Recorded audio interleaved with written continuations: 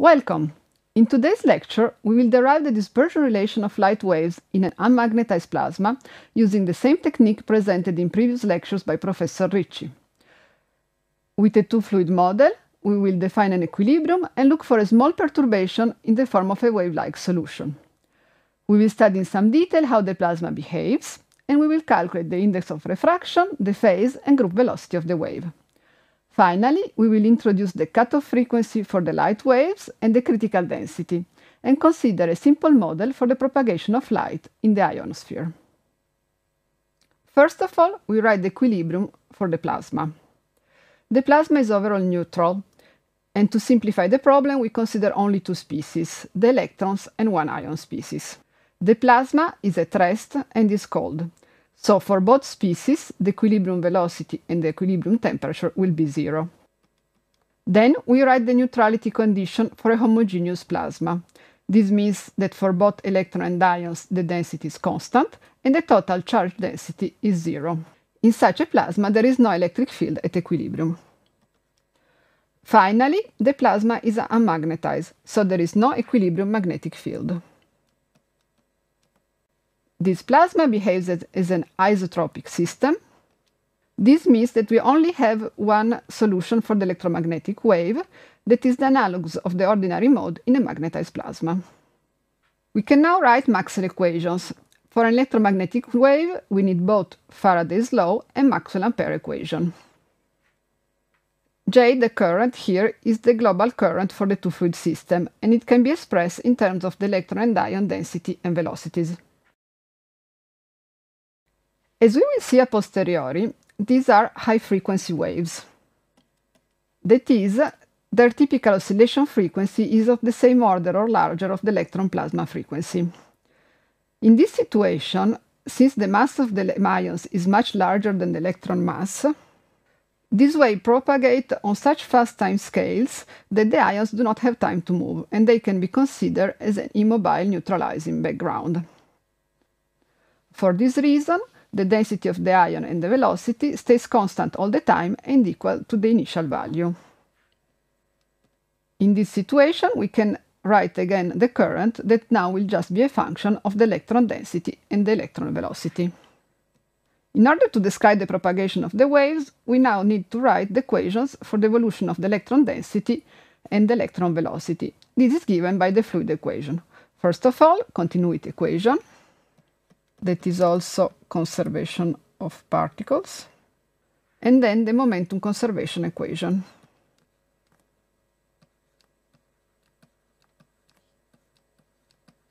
In this equation, since the electrons behave as a charged fluid responding to electromagnetic fields and pressure fields, we have a pressure term. However, in our case, we consider a cold plasma and we can neglect this term.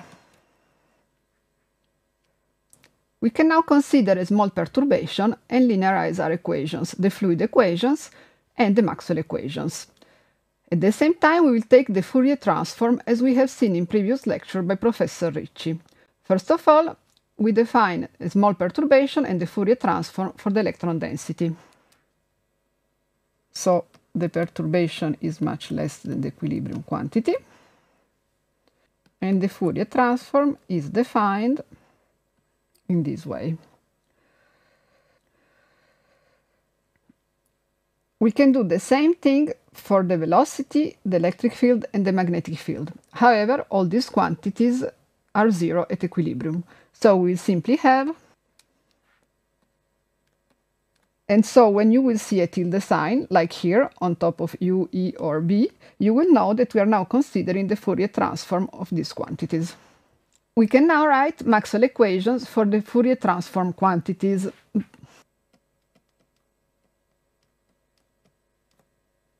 Then we can write and linearize the fluid equation for the Fourier transform of the electron density and velocity. So this is continuity equation, linearized.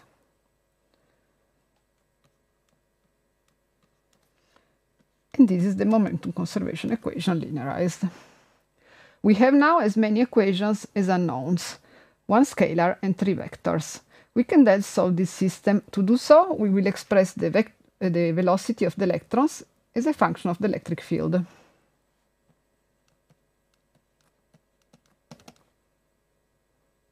Then we can replace this in equation 2. Equation 2 now becomes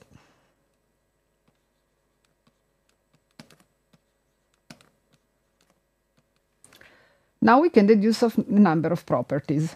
First of all, from equation 1, we can deduce that the electric field and the magnetic field are perpendicular, and also the magnetic field and the k vector are perpendicular. From equation 2' that we just wrote, we can deduce that the electric field is also perpendicular to the k vector.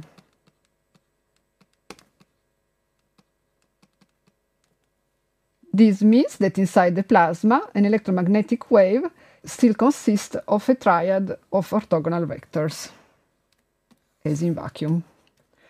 So it's a purely transverse wave propagating inside the plasma. On top of this, from equation 4', we can see that the velocity of the electron is parallel to the electric field.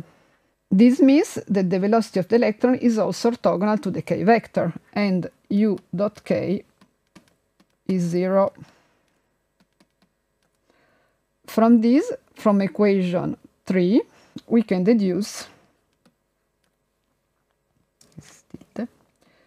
that the density perturbation is also 0. This means that while the wave propagates in the plasma, there is no motion of the electron density, and the electrons just move as rigid plane up and down along the electric field. In this slide, we can summarize what we just learned about an electromagnetic wave propagating inside the plasma. What is shown here is the electric field together with the electron velocity as a function of space and time. In the last line, you can see planes of electron oscillating up and down according to the electric field. The movement of oscillation is characterized by a typical velocity that is called the oscillation's velocity, that is defined here, is the absolute value of the velocity of the electron. The maximum value that it can take is the oscillation velocity, and is given by the charge times the electric field over the mass times the frequency. We have found that the electromagnetic wave is a purely transverse wave, as in vacuum, and we have seen how the electrons behave when the wave propagates. Now we still need to find the dispersion relation of this wave in the plasma, that is, how the frequency is related to the wave vector k. To do this, let us define the plasma frequency that you have already seen in previous lectures. By using this definition and by combining equation 1 and equation 2', we can write an equation for the electric field only.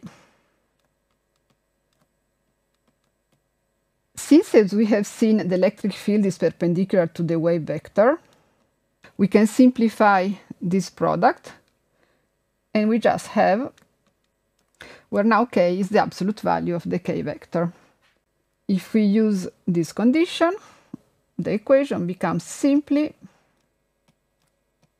this equation can be satisfied only if the right-hand side and the left-hand side are identical, and this leads to the dispersion relation.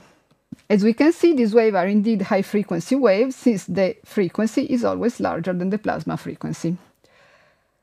So the hypothesis of considering the ion as immobile is justified a posteriori. This dispersion relation is plotted here, where we show omega as a function of k, so the frequency is always larger than the plasma frequency, and when the k vector is large, so this term is dominant, or if the plasma frequency is very weak, we have that this dispersion relation asymptotically is equal to the dispersion relation of light in vacuum, as one could expect. We can now solve for k as a function of omega, where k is a real quantity only if omega is larger than omega p. However, we can still find a solution for k even in the opposite limit, but in this case, k will be purely imaginary. And the imaginary contribution is equal to. We will discuss later the meaning of this solution, and for the moment we just focus on the previous case, that is on the case omega larger than omega p, and k real, that is the case of a propagating wave.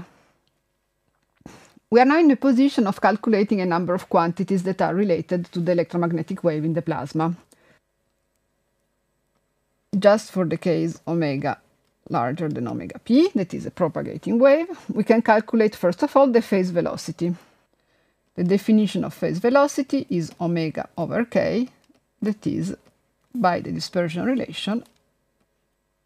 Since omega is larger than omega square, the denominator will be less than 1, and the phase velocity is larger than the velocity of light. We can also calculate the index of refraction, that is defined as the velocity of light over the phase velocity. And in this case, as opposed to the index of refraction in materials like water or glass, the index of velocity of waves in a plasma will be less than 1. The condition that phase velocity is larger than c should not worry you, because it's not really a violation of relativity. In fact, transport of energy or information, they are not associated with phase velocity, but with group velocity. So even if the phase velocity is larger than c, the system is still a physical system and well behaved. However, if we calculate the group velocity, that is defined as the omega over the k, and for light wave in a plasma is equal to c square over v phase, or c times the index of refraction, we see immediately that this quantity is well behaved and less than the velocity of light. We can now consider what happens when a wave propagates from air to a plasma. So this is air, and this is the plasma. We can apply Snell's law, and we will have that going from air to the plasma, the refraction angle is larger than the incoming angle, as opposite to what happens when light goes from air to glass or air to water. Since the index of refraction of a plasma is less than 1, this implies some peculiar behavior for optical objects. This is the normal to the surface, and the wave would be refracted further away from the normal. Let us now go back to the dispersion relation. If the frequency is below the plasma frequency, as we have seen, there can be no propagation and k becomes purely imaginary. An imaginary k means that the wave becomes evanescent, and it will only exist and penetrate in the plasma up to a small length that is called the skin depth length.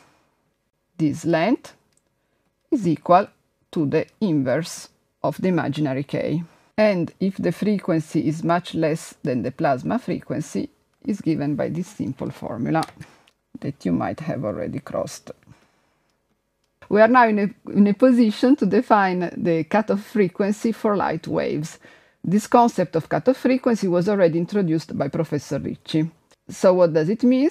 In fact, if we have a frequency such that for this frequency the wave vector k is equal to 0 and the index of refraction is also equal to 0, this is called the cutoff frequency. For light wave, this happens for omega equals omega p, the plasma frequency. And this frequency gives the cutoff between a propagating wave and the wave that becomes evanescent at the plasma surface. What happens, in fact, when the frequency is below the plasma frequency? The wave is reflected. So here on the right we have an example of a simulation where a wave packet is impinging on a plasma, and the plasma is chosen such that its plasma frequency is above the cutoff frequency for the pulse. As you can see, the light gets in and then it starts to be reflected. It's fully reflected and leaves the plasma, and the plasma stays unchanged. While the light interacts with the plasma, it will penetrate a little bit in the evanescent length that is, however, very small and is barely visible in this simulation. A nice example that you are all familiar with that is related to the fact that a cutoff frequency exists for light wave in a plasma is the fact that the metals shine. The free electrons in the conduction band of the metal, in fact, can be treated as a cold plasma, and then we can calculate a plasma frequency associated to that. If we now consider the pulsation of visible light, it is between 2.7 and 4.8 10 to the 15 rad per second. So we can see that all visible light is below the plasma frequency of the conducting electron, and for this reason all visible light is reflected, making metals shine. We can now look at the problem from another point of view. In fact, we can consider a given frequency, omega 0, and this frequency will be able, a wave with this frequency will be able to propagate in a plasma only if the density is below a critical value that is such that the plasma frequency is equal to this frequency. We can thus define a critical density that is such that if the density is below this critical value, there is propagation.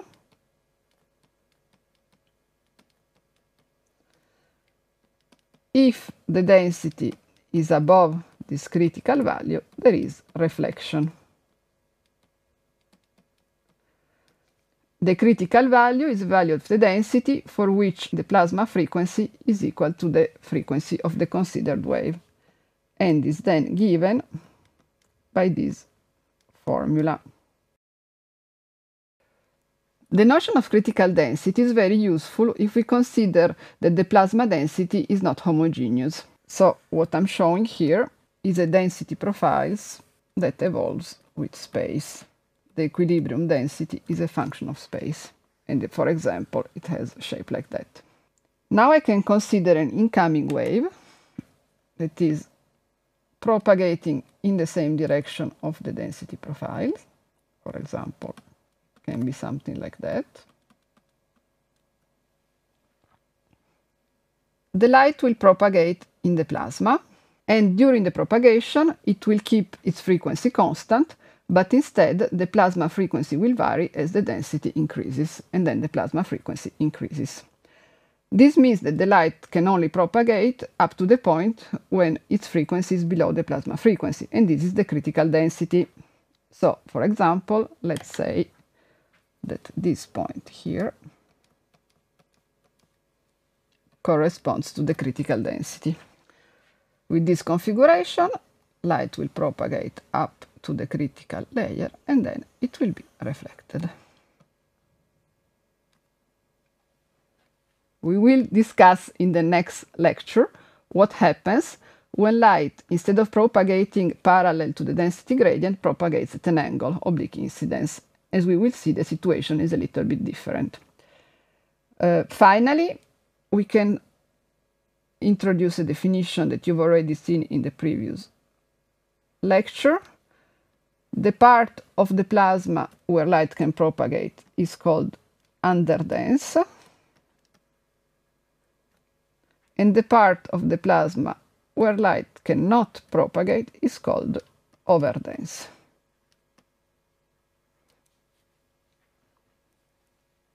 Most of the results that you learned in this lecture are summarized by this video that we can watch together and then we can discuss. What we show here is a simple model for the ionosphere. The ionosphere is the higher part of the atmosphere that is ionized. In reality, the electron density increases continuously as we go towards the highest layers of the Earth's atmosphere, since ionization increases in the higher layers. In this animation, instead, we consider many layers, each at constant density, and such that the density increases as the color gets darker. At the crossing of each layer, so from here, here, here, we can apply what we just learned today in homogeneous plasma, and this will give a good example of the propagation of the wave. So let's have a look at the video.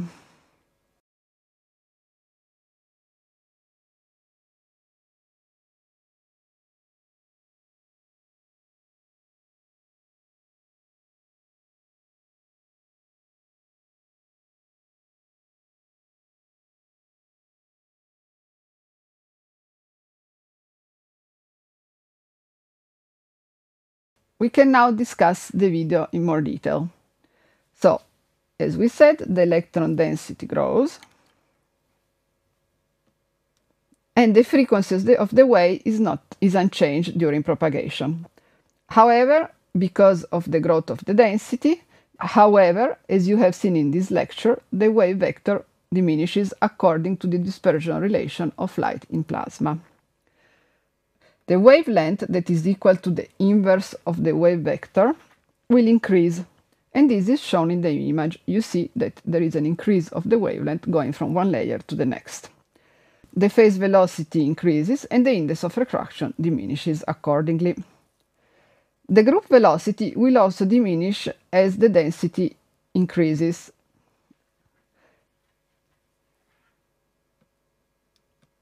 Vg is proportional to n that diminishes the index of refraction. This is not shown in the video, but in fact what will happen is that light will slow down as it reaches the higher level of the ionosphere. Then we can apply Snell's law to deduce the variation of the trajectory. So the impinging angle is increased, and this corresponds to a tilt to the right and gives this trajectory. And finally, in this process, flux is conserved because the wave is just propagating with no absorption. That is negligible in this low-density plasma. So since flux is conserved, this quantity is constant. And since this quantity is constant, given that the group velocity goes with the index of refraction, it means that the electric field will increase as 1 over the index of refraction to the 1/2.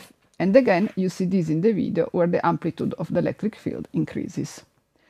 Finally, when the wave reaches the layer such that the density is above the critical density, the wave is reflected, and the reverse trajectory is done by the wave. We can now summarize what we have learned in this lecture. In order to describe light propagation in a plasma, we can use the two fluids model, but treat the ions as a static neutralizing background. Light can only propagate in a plasma if its frequency is above the plasma frequency. In the opposite case, it will be reflected. If light propagates in an inhomogeneous plasma, the index of refraction decreases as the density increases.